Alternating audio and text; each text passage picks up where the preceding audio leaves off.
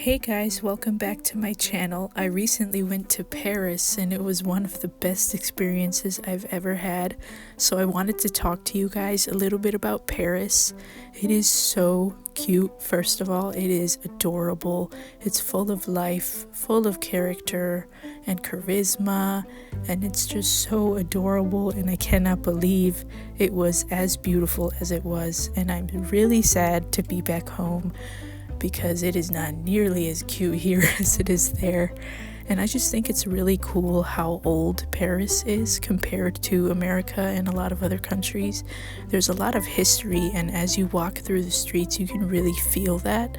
And it's so alive, yet calming and nice and quiet. And it's just so, the vibe that I felt there was perfect. And I told my boyfriend that if I ever get to live there, if I ever have the chance to live there, I'm going to, even if it's at least for a year. But I have to learn French, so that's another challenge that I gotta do this year. And that's actually one of my New Year resolutions for the year, is to learn French, because I really loved Paris so much.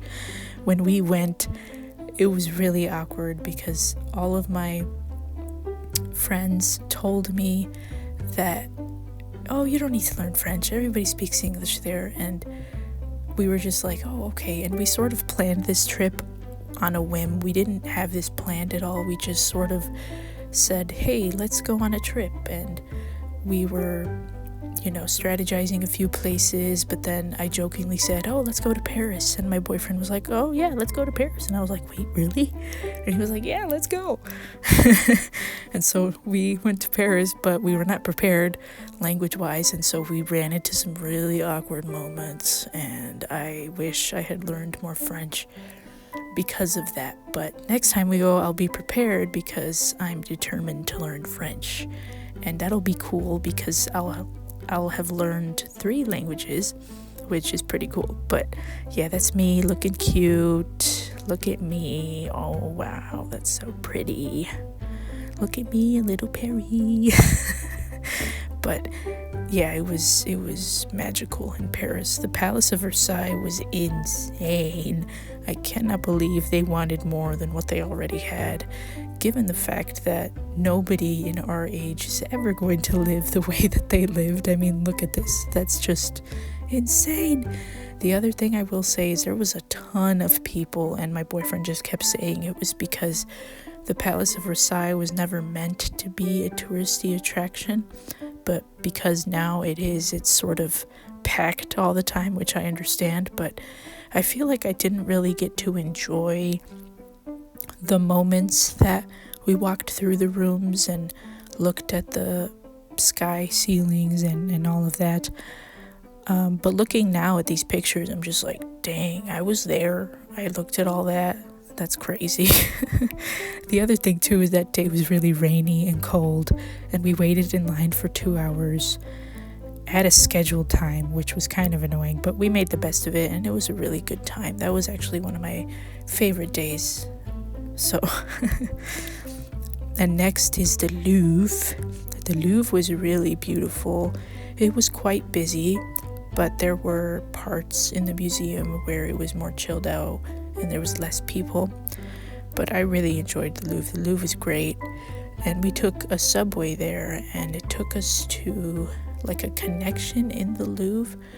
And it was quite cold outside, but thankfully we were inside the entire time. And the line wasn't too bad. We made it, we waited only for about maybe 25 minutes, not even. So it was really quite an experience to look at all the paintings, and it's just insane to think about how they were able to get all these colors. And it's just like, look at that background. How was that able to be then, And look at this, that looks like it's popping out, and it's just such a beautiful museum to witness. This one was really interesting to read about. It's called A Conversation Piece. I forget what this one's called, but I thought it was really pretty. And then just like how they get the lighting and the candle with the shadowing everywhere else is just insane. But it was so pretty. And of course, the Mona Lisa. I was not about to wait in line, so I just got a little video of her, but she's tiny. But anyway, it was such a beautiful day that day, and it was such a fun day, and such a good vibe to go there with the person that you love. You know, it's just a different kind of feeling on top of everything else that you're seeing and looking at. It's just the fact that I got to go with my boyfriend is such a good it feels like such a good accomplishment to have done. But anyways, the pastries there were really, really phenomenal, out of this world, top notch. Nobody else can beat them.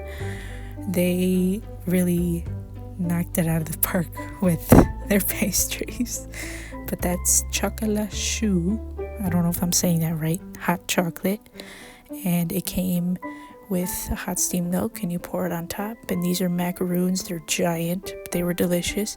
Our favorite one was the pistachio. And here's some more food, just some breakfast that we got. Their pizza is phenomenal. They actually don't put a lot of cheese, and I think it's because the cheese is concentrated.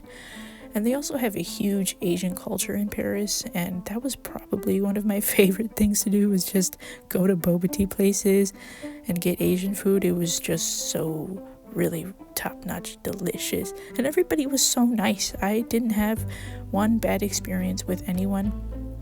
It's just we were just a little bit embarrassed that we didn't speak a lot of French.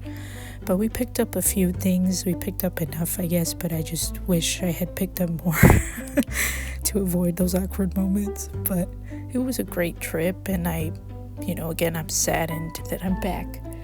It is, again, January 15th, and it is -7 degrees out right now, and it feels like -23, which is just awful. But anyway, thank you so much for watching, and I'll catch you next time. I hope you enjoyed this video. Bye.